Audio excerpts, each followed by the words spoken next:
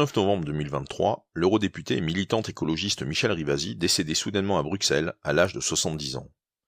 Les jours suivants, la tribune « Ensemble nous gagnerons », en hommage à l'engagement et au courage de Michèle Rivasi, fut signée par plus de 150 associations, collectifs et personnalités de la société civile. Ces voix poursuivent les combats pour le vivant, la santé et la paix, chers à cette pionnière farouche de l'information scientifique indépendante. Ils, elles, sont les lanceurs d'alerte d'aujourd'hui.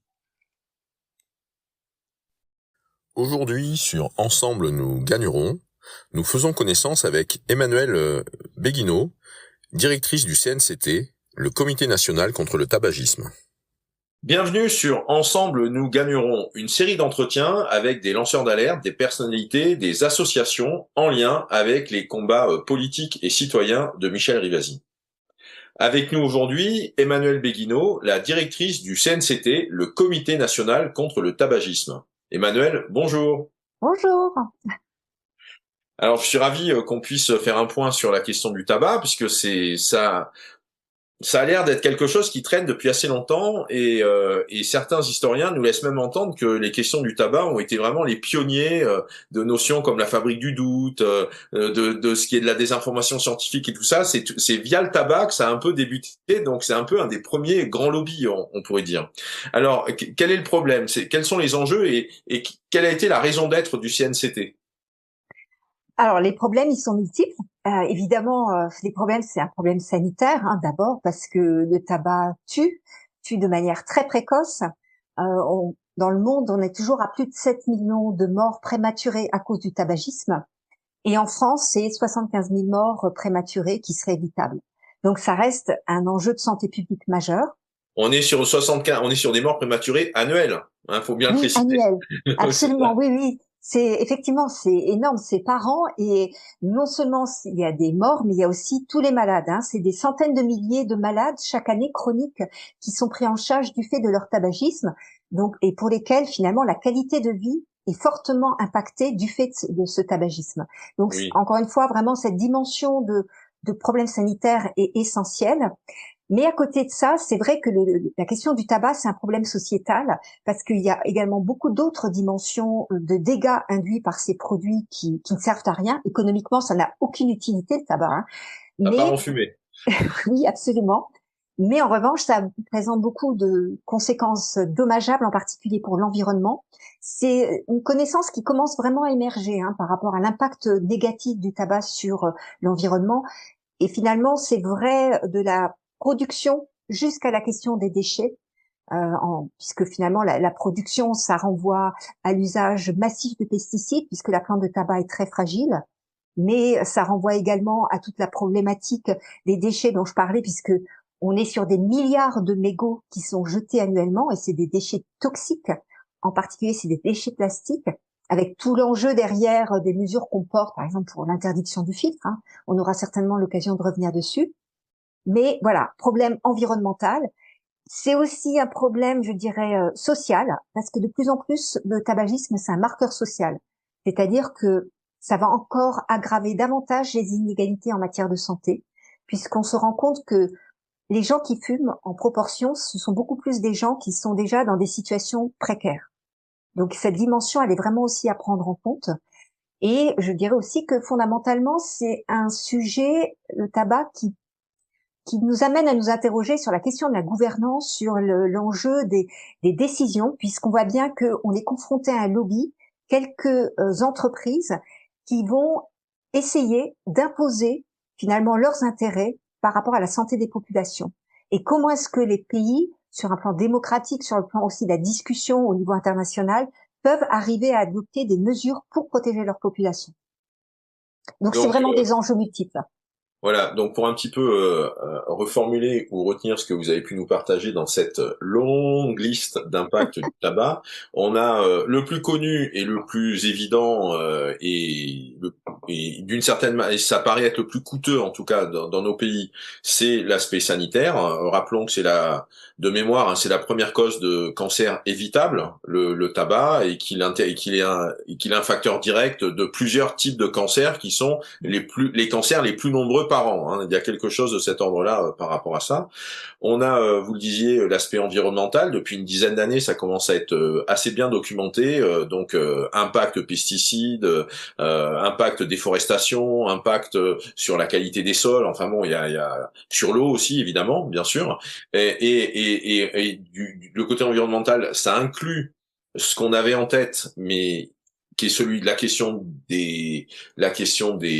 des filtres. Hein. On y reviendra, je pense, sur la question du filtre, parce que là aussi, il y a pas mal d'idées reçues à remettre les pendules à l'heure sur le sujet. Et puis maintenant aussi, on a la dimension sociale, travail des enfants, exploitation, et puis chez nous, dans nos pays, ce marqueur social que vous indiquiez. Avant qu'on aille un peu plus loin, est-ce que vous pouvez nous présenter en quelques mots le CNCT? Alors, le CNCT, c'est une très vieille association, en fait, qui a été fondée au 19e siècle, en 1868. C'était vraiment dans les débuts finalement de la santé publique, et c'est une organisation qui travaille également étroitement avec les pouvoirs publics, hein, qui a été reconnue d'utilité publique dès l'adoption de la première loi de lutte contre le tabagisme, qui était la loi Veil, notre loi Veil. Et donc, si vous voulez, pour faire simple, on structure nos actions selon deux grands axes principalement. Un premier axe qui renvoie à tout ce qui touche l'information, la prévention, la réalisation d'études ou de projets pilotes qui sont évalués. Et sur la base des dispositions qui apparaissent comme étant pertinentes à mettre en place pour réduire la consommation de tabac, on a un autre volet qui est plutôt le volet des actions de plaidoyer pour faire adopter ces mesures qui permettent de réduire la consommation de tabac. Et évidemment, on est aussi soucieux de l'effectivité des mesures. Donc, couplé à ce volet de plaidoyer, on a finalement une sorte de délégation de mission de service public qui est d'engager des actions en justice à l'encontre des infractions à la législation de lutte contre le tabagisme. Et en particulier, nous, on a beaucoup de contentieux qui est développé contre les fabricants de tabac qui violent en permanence les dispositions de protection. Ah oui, donc c'est des récidivistes. Ah, multirécidivistes en col blanc, mais oui, c'est des centaines de procédures qui ont été engagées à leur encontre. Waouh. Est-ce que vous pouvez peut-être nous en citer deux ou trois parmi les plus récentes ou les plus marquantes, ou celles où le CNCT a eu des victoires, en tout cas par rapport à ça? Oui, alors heureusement, on a eu quand même, effectivement, le droit est très important, c'est ce qu'on appelle la prévention judiciaire, parce que grâce à la prévention judiciaire, on a une jurisprudence qui est protectrice de la santé publique. Très concrètement, c'est ce qui a permis d'adopter aussi le paquet neutre. C'est un contentieux qui est très important, qui intéresse beaucoup de pays, notamment à l'international et au niveau européen. C'est le contentieux contre Philip Morris par rapport aux nouveaux dispositifs de tabac chauffé, toutes les campagnes IQOS qu'on poursuit.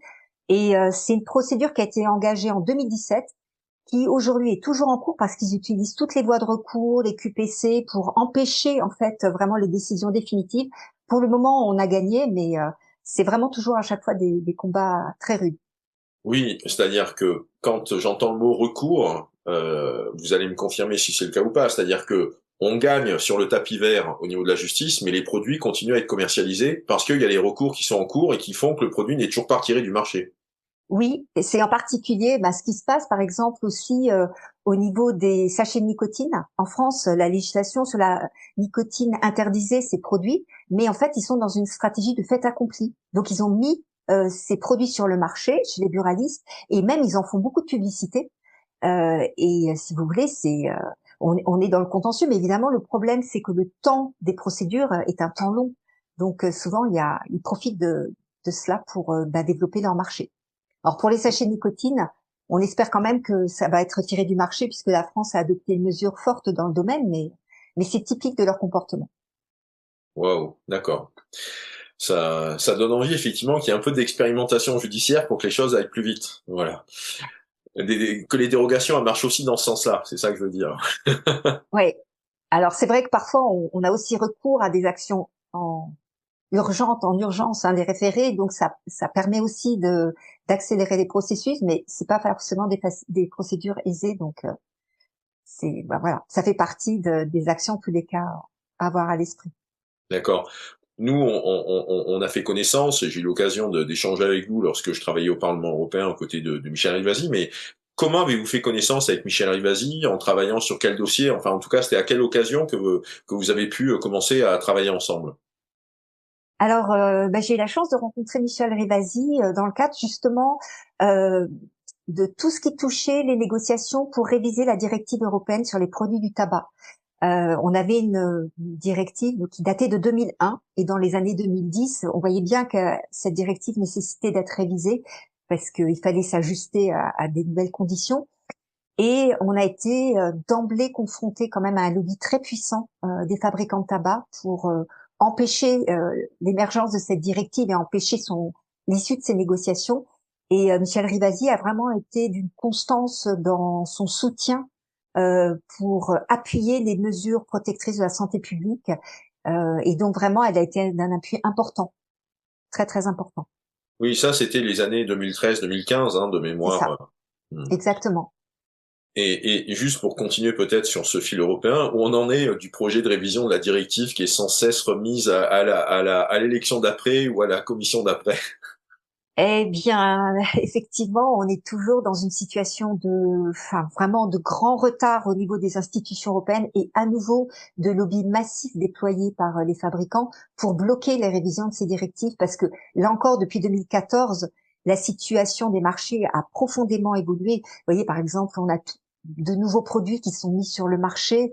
On a des dispositifs qui ont été mis en place avec la précédente directive, comme par exemple la question du suivi et de la traçabilité des produits du tabac pour lutter contre les marchés parallèles, qui restent dans les mains de l'industrie, qui fonctionne pas du tout. C'est un système qui est totalement opaque, qui nécessiterait d'être révisé. Mais là, on est de nouveau confronté vraiment à des lobbies massifs pour empêcher la révision de ces textes.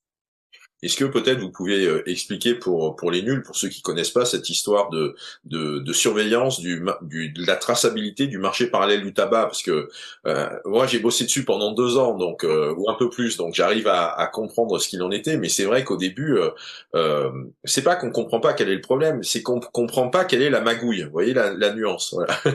Oui. Alors effectivement, quand on parle des marchés parallèles, déjà souvent on mélange tout. On met ensemble la contrebande, les achats transfrontaliers, la contrefaçon. En fait, la contrebande, les achats transfrontaliers, c'est l'essentiel des marchés parallèles, c'est-à-dire pour la France, l'essentiel des marchés en dehors des achats chez les buralistes. Et en fait, les produits de la contrebande, c'est des produits qui sortent des usines des fabricants. Mais c'est simplement qu'à un moment donné, ces produits-là vont sortir du système légal, en particulier pour ne pas payer l'impôt. Il y a différentes utilisations par les fabricants de ces marchés parallèles. Mais en tous les cas, l'idée du système de suivi de traçabilité, c'est justement de prévoir que pour chaque paquet de cigarettes, on appose un code d'identification unique qui va être relié à la cartouche, qui va être relié à la caisse, etc. Et qu'à chaque fois que le produit, une fois qu'il est fabriqué dans l'usine, à chaque fois qu'il va être en circulation, par exemple, pour être envoyé sur un marché, eh bien, on peut suivre exactement où il en est. Et s'il sort du système Ça c'est la légal, notion de traçabilité, quoi. C'est bien ça. Ouais. exactement, c'est vraiment la notion de traçabilité. Et le problème qu'on a, c'est que le système qui a été mis en place avec la directive actuelle confie à l'industrie du tabac un certain nombre de missions, alors même que l'industrie du tabac a été poursuivie dans le passé et encore aujourd'hui impliquée dans l'organisation de ces marchés parallèles. Et donc, la difficulté que l'on a, du coup, c'est que, effectivement, on a un système aujourd'hui où ce sont les fabricants qui ont désigné les structures en charge de faire les audits, de faire les rapports. Les prestataires de services, les Exactement. sous-traitants, des choses comme ça, voilà. Ouais. Exactement. Et du coup, on a donc déjà, ce sont des entreprises qui sont liées aux fabricants de tabac. Et en plus, on n'a aucun rapport public. Donc, on a des millions et des millions de données qui ne sont pas utilisées alors qu'on est à l'ère de l'intelligence artificielle. Et on ne sait toujours pas si finalement le système conduit les pouvoirs publics à engager des procédures, des investigations quand ils font des saisies. On ne sait pas du tout.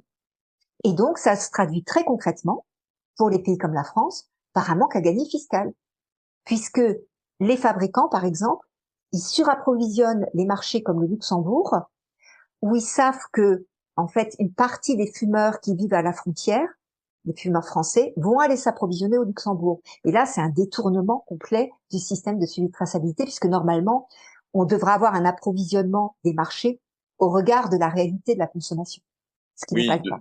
Voilà, de mémoire, pour donner un peu un ordre de grandeur, pour une population, le chiffre est illusoire, hein. Pour une population de 2 millions d'habitants au Luxembourg, par exemple, on va avoir l'équivalent de 6 millions de consommateurs potentiels qui vont être... il va y avoir un stock de cigarettes qui correspond à 6 millions de personnes qui vont fumer, par exemple. Voilà. Oui, oui, c'est ça, c'est exactement ça. C'est qu'en fait, le Luxembourg, quand on regarde au niveau des livraisons de tabac, ça signifie que tous les habitants, y compris les non-fumeurs, y compris les bébés qui viennent de naître, fument plus d'un paquet par jour. Ah ouais, quand même. Voilà, ça correspond absolument évidemment pas à la réalité. Ah oui, quand même. Et puis, vous parliez du manque à gagner fiscal. Actuellement, en France, à l'automne 2025, ça discute un peu sévère sur le budget. Sur le manque à gagner fiscal, c'est de quel ordre? Alors, c'est détournement de traçabilité. Alors pour la France, en tous les cas, en ce qui concerne le manque à gagner lié à ces achats transfrontaliers, c'est à peu près 4,3 milliards. Ah oui, quand même. Ah ouais, c'est Ouais. quasiment 10% du fameux déficit qu'on recherche, quoi. D'accord. Ben, c'est effectivement c'est une étude là qui vient de paraître, qui a été financée par la MILDECA et les douanes. Donc c'est une étude indépendante, c'est important parce que cette étude, à la fois, elle chiffre le manque à gagner fiscal, mais elle montre aussi que, contrairement à ce que peut dire l'industrie du tabac ou des rapports type KPMG qui sont très liés à l'industrie du tabac, les marchés parallèles ne représentent pas du tout les proportions qu'annonce l'industrie. C'est beaucoup moins important. On est à peu près de l'ordre de 10 à 17% hein, d'achats en dehors des buralistes, mais c'est essentiellement des marchés contre lesquels on pourrait aussi lutter et qui Oui, représentent qui aussi correspondent plus à des marchés d'optimisation ou d'évasion fiscale et qu'à des vrais marchés de contrefaçon classique, en fait, hein, comme on pourrait oui, imaginer. complètement. Et alors oui, vous parliez de KPMG. Effectivement, avec KPMG, c'est un peu le McKinsey des entreprises du tabac, quoi, hein, KPMG. Hein. Ah Puisque oui, oui. ça fait 10 ans que je vois passer les rapports KPMG annuels sur l'efficacité, le suivi, le truc, le machin. Ah oui, oui, mais il y a plusieurs publications scientifiques hein, d'ailleurs qui ont complètement démonté les méthodologies qui sont opaques, avec des redressements qui sont absolument pas justifiés, des biais de sélection dans le ramassage des paquets. Enfin, c'est vraiment pas du tout une étude fiable.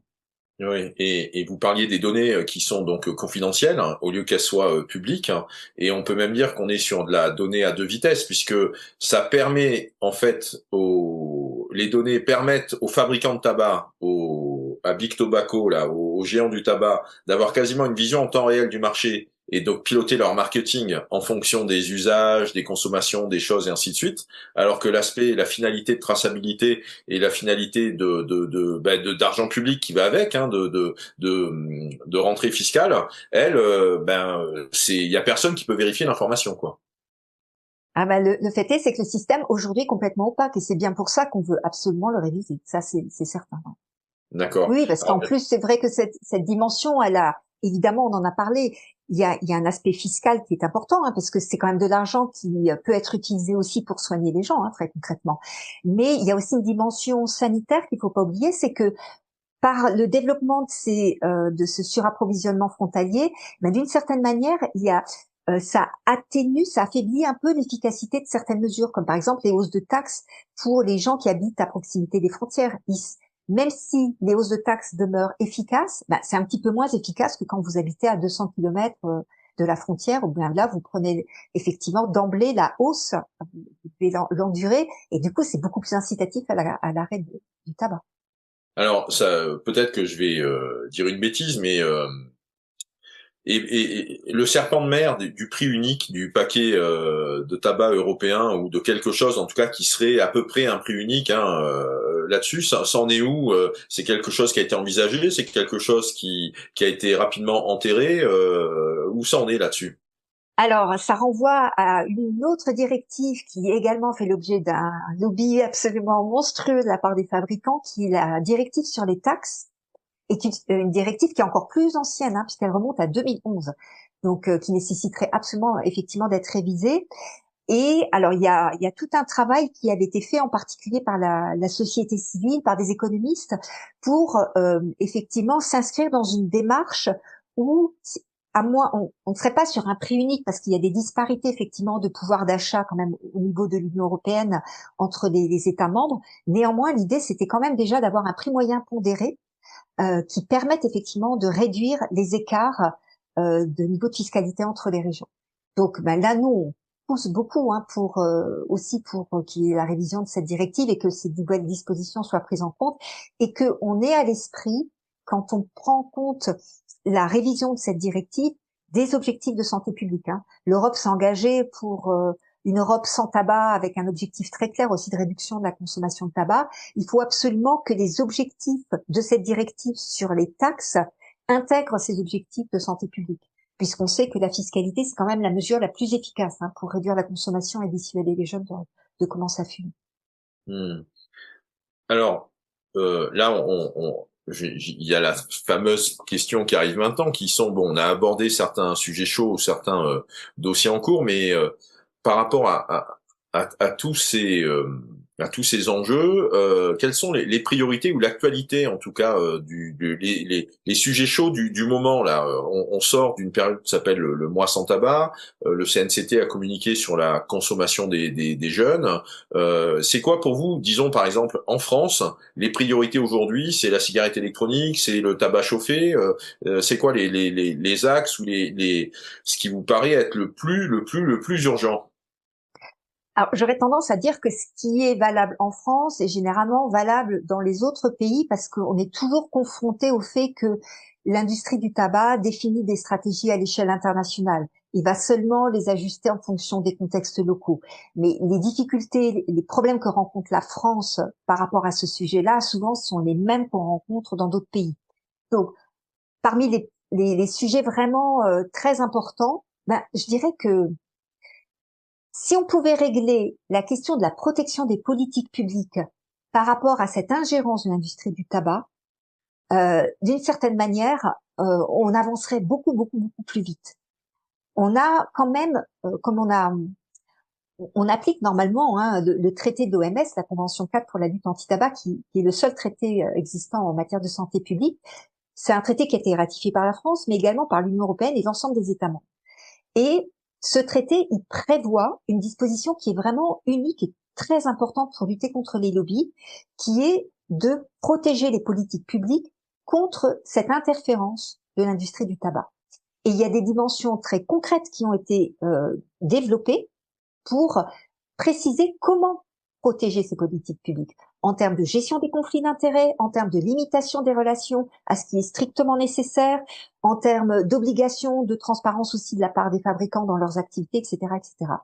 Et aujourd'hui, si on était vraiment à appliquer pleinement toutes les dispositions qui sont prévues par rapport à cette obligation générale, encore une fois, on avancerait de manière encore beaucoup plus rapide. Et ça permettrait aussi d'avancer avec nos collègues. On évoquait tout à l'heure la problématique environnementale liée au tabac. Et on est impliqué, par exemple, sur tout ce qui touche les négociations du traité plastique, pour réduire la pollution par plastique. Et les mégots, on parlait des filtres tout à l'heure, les filtres, c'est de l'acétate de cellulose. Donc, c'est du plastique. C'est un plastique à usage unique, qui sert à rien, qu'on peut supprimer. Et en fait, nous, ce qu'on voudrait, c'est justement que on supprime ce filtre et qu'on ait des pratiques de protection par rapport au lobby du tabac et qui pourraient être du coup diffusées aussi à d'autres lobbies pour avancer sur les sujets d'intérêt général. Alors, peut-être que on a le temps d'en parler. Ces pratiques de protection, c'est lesquelles, par exemple? Parce que il y a deux choses que j'entends dans ce que vous racontez. Il y a le fait qu'on a une législation ou qu'on a des textes qui existent mais qui sont pas appliqués, ou en tout cas qui ne sont pas. Il n'y a pas de sanctions ou en tout cas il y a des sanctions insuffisantes par rapport au fait de ne pas les respecter. Et puis de l'autre côté, il y a des mesures qui, on pourrait dire de bon sens, mais des mesures en tout cas qui sont portées par des ONG, qui sont portées par la société civile, qui demandent à être mises en place. Donc on a des choses qui sont en place mais qui ne sont pas appliquées, et on a des choses où il y a une demande que ça soit mis en place pour vraiment garantir justement, par exemple, ces problèmes d'ingérence. Donc quelles seraient comme ça les mesures de protection, si vous voulez en détailler une ou deux là, qu'on puisse un peu avoir ça en tête. De manière très concrète, par exemple, nous, on recommande fortement quand il y a, par exemple, des auditions qui sont organisées par des parlementaires ou quand il y a des rencontres avec des décideurs publics, de limiter les relations avec les représentants du secteur tabac à ce qui est strictement nécessaire. Ce qu'on entend par strictement nécessaire, c'est les entendre à partir du moment où ça concerne la réglementation de leurs produits ou de l'industrie. Mais on n'a pas besoin de les consulter sur la mise en place d'interdiction de fumer, par exemple. Donc ça, c'est déjà un premier point. C'est vraiment les entendre de manière transparente dans le cadre d'auditions publiques ou de consultations publiques avec un cadre bien clair sur là où effectivement ça a du sens de les entendre. Ensuite, ce qui a également de très important, c'est que quand il y a des auditions qui sont organisées et qu'on entend des acteurs, que ce soit des individus ou des représentants d'organisations, de demander s'ils ont des liens directs ou indirects avec le secteur tabac.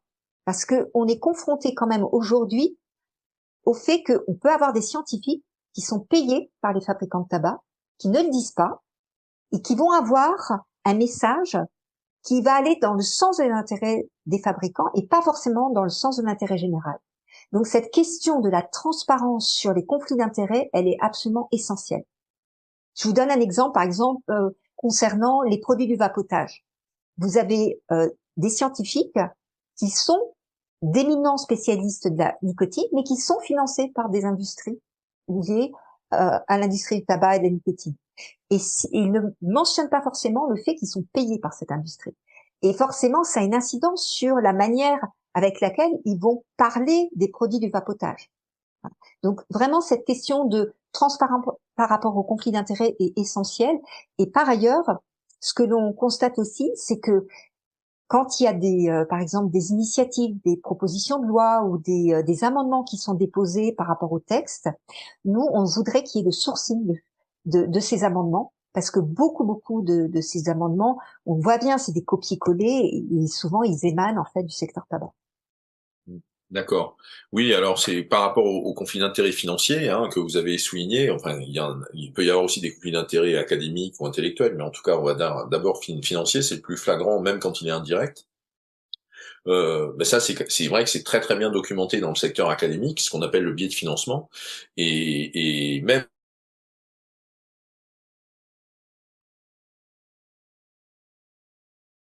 vont plutôt aller dans le sens de celui qui vous aura financé. Ouais. Absolument. Et ça fait penser aussi au même type de controverses ou en tout cas de soupçons qui peuvent peser sur certains professeurs de médecine, en tout cas dans le secteur de la santé, dans les relations avec les labos. Il y a beaucoup d'associations, d'ONG qui ont le même type de demande, qui se sont même spécialisées là-dessus. Je pense à TransparisMed, qui se sont spécialisés sur le fait de rendre public, de rendre transparent les liens financiers qui peuvent exister entre des spécialistes et notamment des médecins qu'on voit sur les plateaux télé et qui sont très médiatisés et des labos qui ont pu faire appel à leurs services il y a 10 ans, il y a 5 ans, il y a 2 ans, quoi. Voilà. Ça, il y a on est sur la même structure en tout cas ou la même catégorie de mesures de bon sens. Dernière question, Emmanuel, comment soutenir le CNCT et comment augmenter l'impact de l'action du CNCT? Écoutez, merci déjà de proposer de nous aider. Écoutez, déjà, n'hésitez pas à nous relayer dans les messages qu'on peut porter, nous rejoindre. On est une association, donc on est ouvert dès lors qu'on n'a pas de lien avec l'industrie du tabac, du vapotage, de la nicotine, on est ouverte. Et également, on est, comment dirais-je, très impliqué dans tout ce qui touche la surveillance aussi des activités de l'industrie. Donc, s'il y a des informations sur des infractions qui sont commises, nous aussi, on collecte dans le cadre d'observatoires toutes ces infractions. Donc, c'est important aussi de pouvoir nous les faire remonter. Donc, voilà, de multiples manières, on peut apporter un soutien par rapport à l'association.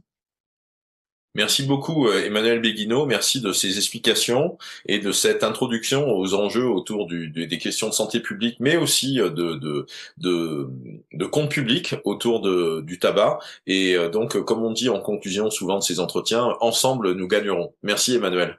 Merci à vous. Au revoir. Au revoir.